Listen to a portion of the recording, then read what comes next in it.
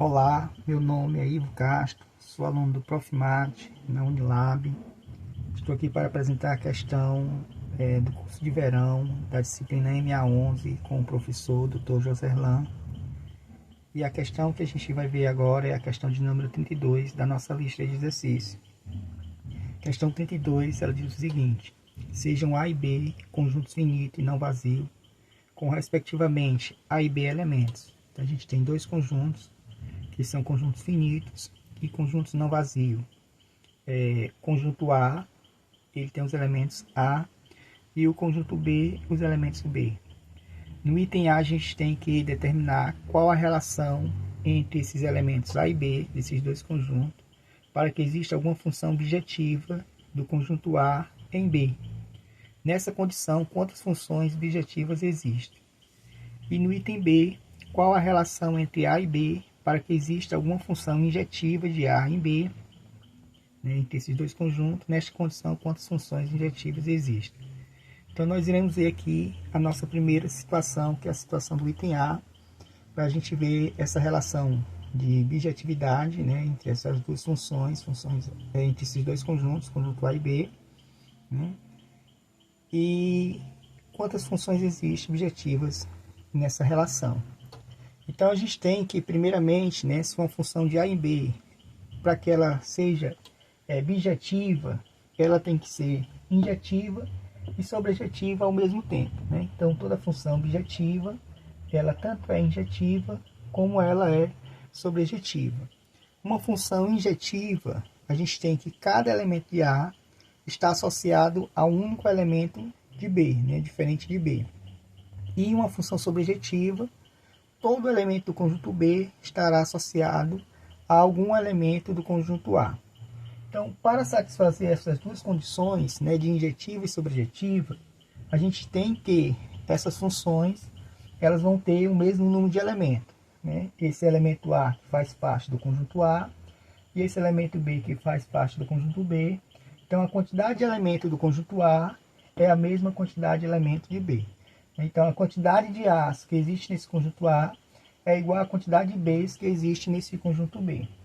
Então, a gente tem que, nessa situação, se a gente tem que o x1 até o xa são os elementos de A, e y1 até o ya são os elementos de B, a gente tem que a função x1 pode ser qualquer elemento de B. Quando a gente for calcular aqui o x1, para a gente encontrar a correspondência dele, o f de x1 dentro do conjunto B, pode ser qualquer um elemento. O primeiro ele vai corresponder a qualquer um dos elementos do segundo conjunto. Já o segundo elemento, ele pode ser qualquer elemento do conjunto B, exceto o primeiro, já que cada elemento vai estar ligado um a um. Então, o segundo elemento não pode estar ligado ao resultado do primeiro elemento. E isso vai resultar em A menos 1 possibilidades. A primeira possibilidade, menos 1. Para uma terceira função, por exemplo, fosse calcular o x3, já seria A menos 2, que seria menos o primeiro elemento, menos o segundo elemento. Se a gente vai fazer até o xa, considerando esse xa o nosso último elemento, poderá ser qualquer elemento que não foi usado nas escolhas anteriores. Então, a gente vai diminuir todos esses elementos que foram nas escolhas anteriores. Então, pelo princípio multiplicativo, teremos então que a possibilidade para o primeiro caso, vezes a possibilidade para o segundo caso, que é o primeiro menos 1, vezes a possibilidade para o terceiro caso, que já é o primeiro, menos 2, até chegar à nossa última possibilidade, que será o último elemento. Então, essa representação é a representação do fatorial de A. O fatorial de um valor vai ser ele, menos 1, menos 2, até chegar em 1.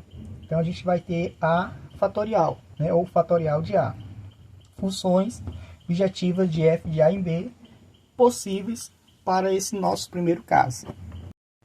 Iremos agora analisar a resolução do item B. O item B, a gente tem qual a relação entre A e B para que exista alguma função bijetiva ou uma função injetiva de A em B. Nesta condição, quantas funções injetivas existem? Então no item B a gente também tem dois conjuntos, né? O conjunto A e B. Nesse caso a gente quer saber só na questão da função injetiva. Aí a gente já viu que para a função ser injetiva, né, cada elemento de A tem que estar associado a um elemento diferente de B. Mas nesse caso, a gente pode ter o conjunto B igual ao conjunto A, ou a gente pode ter o conjunto B maior que o conjunto A. Então, o Bzinho, que representa os números elementos de B, eles podem ser a mesma quantidade do Azinho, que está representando o número de elementos do conjunto A. Pode ser a mesma quantidade, ou o conjunto B pode ter mais elementos do que o conjunto A. Lembrando que para ser injetiva, cada elemento de A tem que ter uma imagem diferente no conjunto B. Tem que estar ligado a um elemento diferente em B. Então, se a gente considerar novamente o x1 até o xa os elementos de A, e o y1 até o ya os elementos de B, a gente tem que x1, né, f de x1 pode ser qualquer elemento do conjunto B. Essa imagem ela pode estar lá em qualquer elemento de B.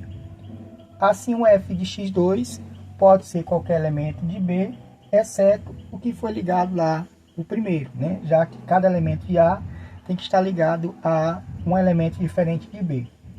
Fazendo isso, né, a gente vai ter B menos uma possibilidade para f de x2. Né? A gente vai tirar lá a primeira possibilidade, já que já foi no x1.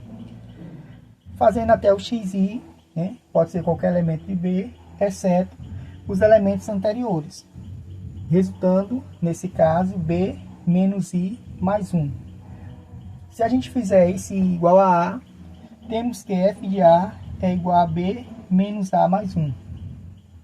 Então, pelo princípio multiplicativo, teremos então B, né, que foi o resultado lá do primeiro elemento, né, a primeira imagem, vezes B menos 1, que é a segunda imagem, né, quer dizer, pode ser qualquer elemento menos o primeiro, vezes B menos 2, né, a gente vai tirar os dois elementos anteriores, até B menos A mais 1, que foi aqui o último elemento que a gente encontrou. Para, né, esse A, ele pode ter a mesma quantidade, ou pode ter uma quantidade a mais em relação ao conjunto, ou o conjunto B, ele pode ter uma quantidade a mais em relação ao conjunto A. Nesse caso, a gente tem que esse produto, né, desses elementos, se a gente multiplicar aqui em cima e embaixo por B menos A, até chegar em 1, né, a gente tem que fatorial de B, né, a gente tem do B aqui até chegar no 1, sobre B menos A fatorial. Né, B menos A também até chegar no 1. Funções injetivas de A B possíveis. Então, essa foi a apresentação do nosso item B da questão 32. E até mais.